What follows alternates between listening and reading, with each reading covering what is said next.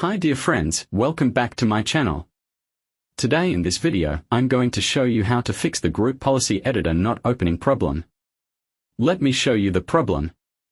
If I open the run command and type the group policy editor command, GpEdit.msc, then click OK, as you can see, instead of opening the group policy editor, it's showing this problem.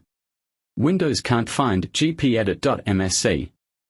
This problem actually happens because the GpEdit program isn't installed.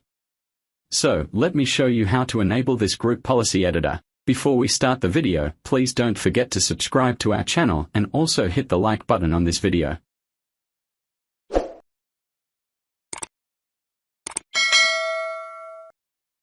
So, let's get started. First of all, open this page. Don't worry, I will provide this link in the description. From there, just click on Download Now. As you can see, this zip file has successfully downloaded. Now, just open your File Explorer and extract your downloaded file. If you don't know how to extract a zip file, let me know in the comments. I have already extracted it, and from there, I got this file. What you need to do is just right-click on this file, then click on Run as Administrator, and click Yes.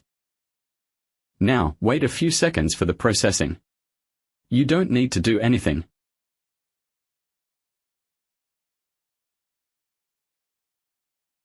After the full process is complete, hit Enter. That's it. Now, let me show you if this is enabled or not. If I open the Run box and type GpEdit.msc, then OK, as you can see, the group policy editor is now open.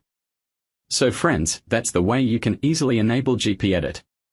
If you found this video helpful, please don't forget to subscribe, like, comment, and share to get more important videos. Thanks for watching this video.